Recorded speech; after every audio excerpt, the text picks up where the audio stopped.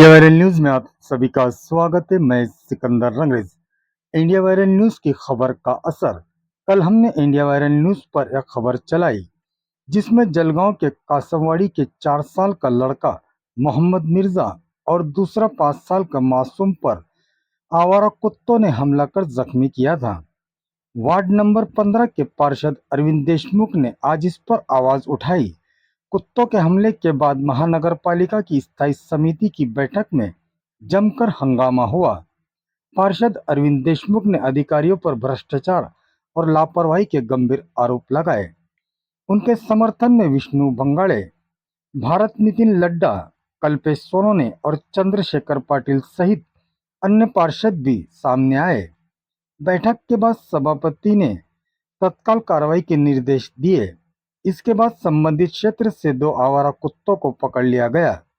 अब पूरे जलगांव शहर में विशेष अभियान चलाने की तैयारी है। आप देखते रहिए इंडिया वायरल न्यूज। हमारे चॅनल को लाईक, शेअर, सबस्क्राईब जरूर करें। म्हणजे आपल्या संवेदना या बोटट झाल्या आहे का? लोकांच्या आरोग्याशी आपल्याला काही घेणं देणं नाही का? अशा म्हणजे प्रश्न या निमित्ताने या ठिकाणी उपस्थित होतोय। आपण मागच्या काळामध्ये आरोग्याकरता 25 लाख रुपये या ठिकाणी आपण तरतूद केली होती। म्हणजे जळगाव शहरामध्ये 7.5 लाख लोक जर असले तर प्रत्येकी 3 रुपये 33 पैसे या ठिकाणी येत आहेत। म्हणजे आरोग्याच्या लोकांना सुविधा देत असताना आपली एकंदरीत अशी परिस्थिती आहे। तर दुसरीकडे अटलांटा सारखी कंपनी त्या ठिकाणी कोट्यवधी रुपये त्या ठिकाणी घेऊन गेलेले आहेत। आणि म्हणून मला या ठिकाणी म्हणावंसं वाटतं की युद्ध सारे जीते हमने, समझो तो में हार गए, हम गैरों से नहीं डरे बल्कि आपने ही हमको मार गए। जिनको जूते पड़ने थे, जिनको जूते पड़ने थे वो जूते मार के चले गए। भ्रष्टाचार और मिली भगत का काला चेहरा 17 मजली को आईना दिखा गए। म्हणजे ज्यांना जोडे मारायचे होते त्यांनी आम्हाला जोडे मारून त्या ठिकाणी ते गेले। म्हणजे ज्यांच्याकडनं आम्हाला 42 कोटी रुपये घ्यायचे होते ते 42 तर गेले, पण आमचे 11.5 कोटी सुद्धा गेले। एकीकडे अशी आर्थिक कुठल्याही प्रकारची जुळवण नसताना त्या ठिकाणी ज्यावेळेस आम्ही म्हणतो की त्या ठिकाणी तुम्ही आमच्या वार्डामध्ये, आमच्या प्रभागामध्ये, आमच्या शहरामध्ये डॉग जे कॅच व्हॅन आहे त्यांचं काम होत नाही, त्यांना आम्ही जेव्हा फोन करतो की त्यावेळेस त्यांच्याकडनं उत्तर येतं की आम्हाला पैसे भेटले नाही, आमचं मानधन आम्हाला भेटलं नाही, म्हणून आम्ही काम करत नाही। आज तुम्हाला सांगतो की या जळगाव शहरामध्ये डॉग बाईटच्या ज्या घटना आहेत हे घटना एक दुसरी होत नाही, तर दिवसाला 20-20, 22-22 डॉग बाईट त्या ठिकाणी होतात।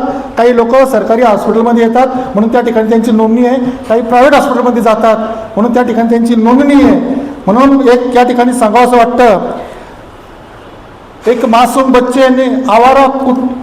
मासूम बच्चे को आवारा कुत्ते ने काट लिया, फिर भी जिम्मेदार लोग खामोशी की चादर ओढ़कर सो गया।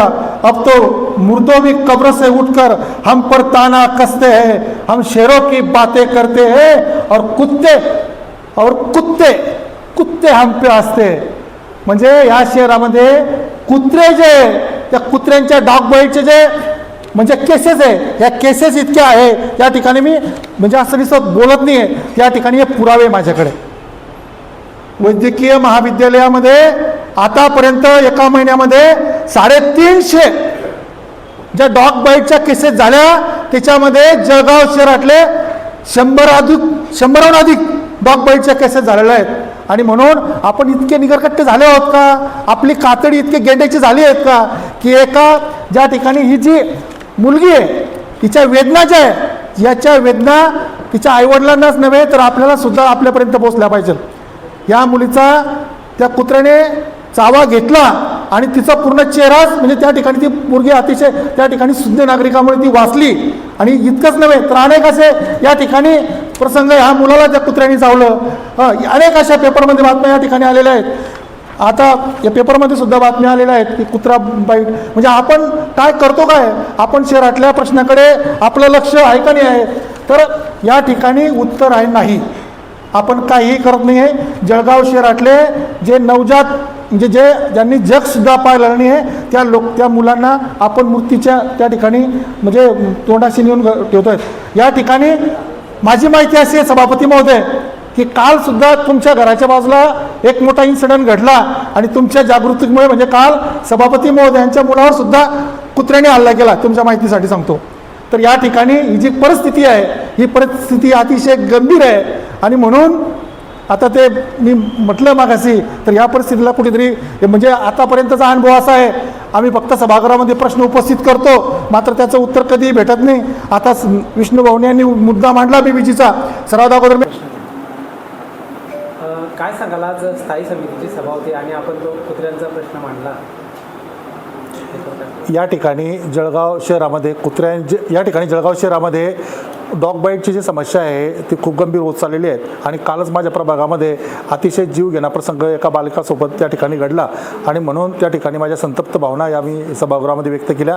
आणि जळगाव माझ्या प्रभागातच नव्हे तर जळगाव शहरामध्ये 100हून अधिक एका महिन्यात डॉग बाईट झालेले आहेत. आपण जिल्ह्याचा विचार केला तर 300हून अधिक डॉग बाईट झालेले आहेत. वैद्यकीय महाविद्यालयात तर जो डाटा मी कलेक्ट केला त्या कलेक्ट डाट्यामध्ये संपूर्ण आकडेवारी समोर आलेली आहेत. आणि या ठिकाणी ज्यावेळी डॉग कॅच व्हॅनला फोन केला तर ते म्हटले की आम्हाला गेल्या काही दिवसापासून या ठिकाणी पगार मिळालेला नाही, त्याच्यामुळे आम्ही काम करणार नाही असं स्पष्ट त्यांनी म्हटलं. आणि म्हणून कोट्यवधी रुपयाची उलाढाल असलेल्या महानगरपालिकेमध्ये सर्वसामान्यांच्या जीविताच्या कुठल्याही प्रकारचा भरोसा नाही, ती कुठल्याही प्रकारची गॅरंटी घेण्याचं काही कुणी असं आशादर्शक चित्र नसल्याने त्या ठिकाणी मी संताप व्यक्त केला. पुढे काय करणार आहे त्याच्या संदर्भात काय कारवाई करणार? या ठिकाणी प्रशासनातर्फे सांगण्यात आलं की त्या ठिकाणी आम्ही टेंडर प्रक्रिया पूर्ण करू, टेंडर काढू, त्यानंतर ते कॅच व्हॅन जे डॉग व्हॅन जे डॉग आणल्यानंतर त्यांना ठेवण्यासाठी एक स्वतंत्र हॉल तयार करू. हे सर्व उडाउडीचे उत्तर होते आणि म्हणून आज सायंकाळपर्यंतच किमान 10 लोकांची टीम तयार करून जे कावरेल कुत्रे शहरामध्ये आणि बाकी मोकाट कुत्रे यांचा बंदोबस्त करण्याची प्रक्रिया आजच्याच पूर्ण करा असं या ठिकाणी आम्ही सांगितलं आहे. तुम्ही अधिकाऱ्यांना इशारा दिला की जर त्यांनी ही प्रक्रिया लवकर पूर्ण नाही केली तर कुत्रे त्यांच्या घरावर सोडण्यात येणार. आणि मी खरं आहे, मी त्या ठिकाणी अधिकाऱ्यांशी बोलत असतो म्हणजे प्रशासनाला सांगताना तेच सांगितलं की एक अनेक दिवसापासून सर्वच नगर शहरातले आणि सर्वच नागरिक कुत्रे पकडा म्हणून त्यांना वेळोवेळी विनंत्या, अर्ज, निवेदनं, वृत्तपत्राच्या माध्यमातून, दैनिकाच्या माध्यमातून हे सर्व आगमन चालू आहेत. मात्र अद्यापर्यंत ठोस असं कुठल्याही प्रकारची कारवाई झाली नाही. आणि म्हणून त्यांना सांगितलं की आमच्या एक परिवाराचं खरंच आमचे आजोबा होते, त्यांनी आमचं गाव जे पौर त्या काळामध्ये त्यांनी एक म्हणजे वाघाला पकडून आणलं होतं आणि म्हणून आम्हाला कुत्रे पकडणं काही मोठी विषय गोष्ट नाही आणि म्हणून ते कुत्रे पकडून आम्ही डायरेक्ट अधिकाऱ्यांच्या घरात टाकू असं त्या ठिकाणी आम्ही सांगितलं. आणि जर व्हायचं नसेल तर त्यांनी आजच्या आज अंमलबजावणी करायला पाहिजे होती. महानगरपालिका अजून किती जीव घेणार आहे अशा संदर्भात? हां, तोच प्रश्न मी त्या ठिकाणी उपस्थित केला की आता या जीव घेण्याचे जे चालू आहे तुमचे कवायत ते थांबवा आणि तात्काळ कारवाई करा. Rangrez tent house and tent decorators आपके हर खुशी के मौके पर एक बार जरूर संपर्क करें. सभी कामों में माहिर और अच्छी क्वालिटी, यही हमारी पहचान है. Special mandap decoration, stage decoration, balloon decoration, light decoration, night event और जो आप चाहे. Rangrez tent house and tent decorators contact और व्हाट्सएप नंबर है 9850734479 और 8180024510 और 7709123138. पता है सालार नगर सुन्नी मस्जिद के पास, जलगांव.